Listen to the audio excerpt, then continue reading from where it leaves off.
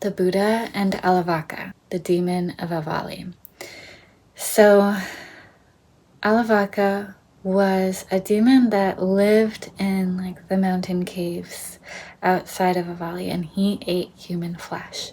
One day, the king of Alavi, he went into the jungle to hunt for deer, and Alavaka caught him. And so he bargained his life by promising one person from his kingdom as an offering every day. The king 100% agreed. He was afraid for his life. He made this happen. And so every day he sent a prisoner into the forest for Alavaki to consume. At first, the prisoners volunteered because the king said that if they did go into the jungle, that they would have to do one thing, which would be to set a plate of rice by this tree, and then they would be freed forever. They could be released. Many prisoners went into the forest voluntarily, but when no one came back to the village, and the prisoners heard this news, or lack of news, then they all became suspicious and withdrawn, and they didn't volunteer anymore. And so then they were forced to go into the forest and bring this plate of rice to the tree. When the prison was empty, when the prison was empty, then the king started to plant pouches of gold coin throughout the streets. And if someone picked up the gold pouch, they would be accused of thievery, and they would be thrown into the prison. This ended up also being people caught on to that as well, and they didn't touch the gold-filled pouches anymore. At this point, the king was completely desperate, and he took children from families and sent them into the forest. So then these fearful families left the city. They left that kingdom. And soon enough, there was only one child left, and that was the prince, the king's only son. The Buddha saw this with his divine eye. He saw that the king's son would be sent in the forest for Alavaka to consume. And out of compassion for the king, the prince, and Alavaka, the Buddha traveled over the course of a day to the cave. So that evening, the Buddha arrived at the entrance of the cave, and he asked the gatekeeper if he could gain admittance. The gatekeeper then left and to go find the demon and report to his master, the intruder. And so Buddha went and he sat on the seat where the demon usually sat. And there he taught the Dhamma to the demon's wives. So Alavaka was furious. He trampled through the forest, and his anger created this thunderstorm. It was quite a show. And he got to the cave where the Buddha sat in his seat. The forest rattled with thunder, lightning, wind, and rain, but the Buddha was unafraid. Alavaka threw a spear and a club at the Buddha, but in midair, before it could hit the Buddha, the weapons dropped to the ground, dropped to the feet of the Buddha. Alavaka was annoyed. He obviously could not harm the Buddha, and so he asked him, "Is it proper for a man to enter a demon's cave and sit amongst his wives while said demon is away?" And so the Buddha stood up and he left the cave. Alavaka was he said Alavaka was perplexed, and he was also annoyed, and he didn't know why he had put so much effort into frightening this ascetic. Alavaka felt like he had wasted his time trying to frighten the ascetic, but he continued to command the Buddha. So he then told the Buddha to come back into the cave, and then he told him to leave the cave again, and then to come back in. And so 3 times he asked the Buddha to leave and come back. And on the 4th time, the Buddha refused. He said, "There's no need for me to keep leaving and coming back. You can do whatever you want, Alavaka, but I'm going to remain here."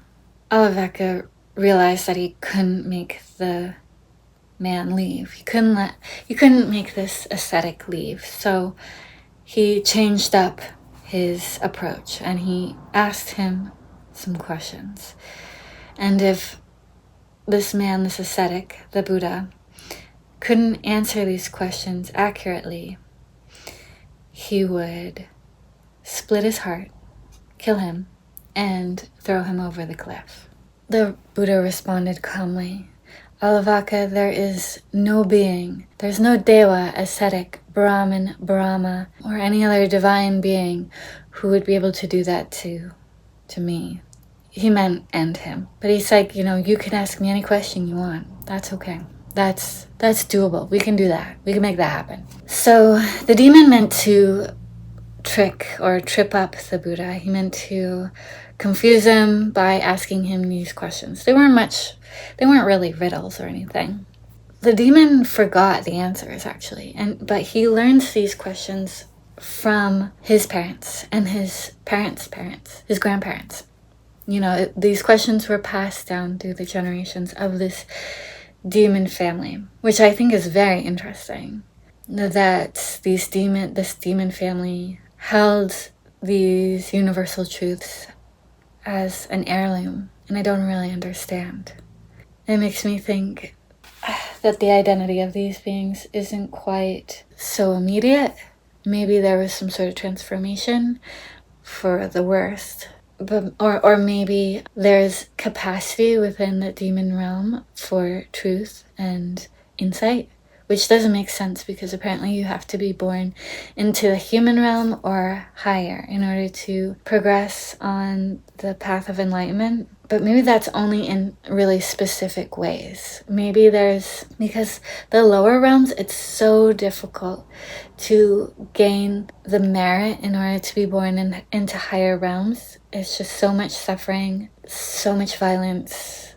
It's a very terrible environment. And you're constantly fighting up against all these other beings who are suffering and lashing out. So the fact that these demons champion and covet wisdom, even if, that's the thing, he no longer remembered the answers. And I think that's kind of insightful, the way wisdom dissolves over time and how with each generation it dissolves more and more, it dilutes more. Anyway, let me continue the story. So the demon had preserved these questions on golden leaves, which makes sense as to my prior questions, maybe, of how a demon lineage could covet the wisdom. That a lot can be done with some writing. The questions were as follows: what is the greatest wealth a man can achieve? What is the greatest bliss when mastered well? What is the greatest of all tastes? What is the sweetest of all tastes? And which is the best way of life? So the Buddha responded that a man's greatest wealth is his confidence. And the true doctrine, when well mastered, is the greatest bliss. And the sweetest taste in life is that of truth. And wise living is the most wholesome way of life. Alavaka asked many more questions, and the Buddha answered with all the wisdom that a Buddha can offer. And then the demon asked, passing from this life to the next, how does a being not grieve? So the Buddha said those who possess these 4 virtues, truthfulness, morality, generosity, and courage, they do not grieve when passing from this world. Then the demon understood. It was for his own benefit that the Buddha came to Alavi. He then knelt by the Buddha and begged to be accepted as a disciple. The next day, when the officers of Alavi arrived to deliver the king's son, they were very surprised to see that Alavaka was very sweetly, so sweetly, listening to the Buddha's sermon, sitting at his feet, and he was attentively listening to the Buddha's sermon. When the officers of Alavi arrived to deliver the king's son, the prince, they were very surprised to see that Alavaka was, is that how you say it? They were very surprised to see that Alavaka was attentively listening to the Buddha's sermon. I can imagine he's just sitting at his feet. They're outside the cave in the beautiful morning sunshine. There's still dew on the grass. The birds are chirping. And Alavaka, a transformed being, is so sweetly, so attentively listening to the Buddha's every word and absorbing it, because how often do you get to listen to the insights of a fully enlightened being? And he's getting a one-on-one consultation. He's getting a one-on-one sermon. This is the perfect sermon for him to develop on the path to liberation. So this is very important. So I'm just envisioning Alavaka, he's really embodying his sweet nature, sitting there. And to have these officers, they know Alavaka for a long time. He's bloodthirsty. He eats people. He kills them for fun. And now he's being so gentle, such a gentleman, such a gentle being, just listening to wise words. It's very impressive. And so the officers, they still did what they were told to do. They gave the child to Alavaka, and Alavaka became ashamed. He remembered who he was just a day ago, who he was for so long, and what ignorance he lived by. So instead of seeing the boy as an offering, he now saw the boy for what he truly was, a suffering being just like everyone else. He patted his head and gave him a kiss, and he sent the boy back to the officers to be returned to his father. After that, the Buddha blessed both the child and Alavaka. So I am not entirely sure if this being was a demon or if he was a human, because in a couple of the retellings that's interchanged. Very gruesome. It's sort of kind of the same thing as a serial killer, which will be the next story about Angulimala, who was a serial killer who killed 999 people, and he was about to kill the 1,000th person. He had vowed to kill 1,000 people. A man passed him on the road. This was the Buddha.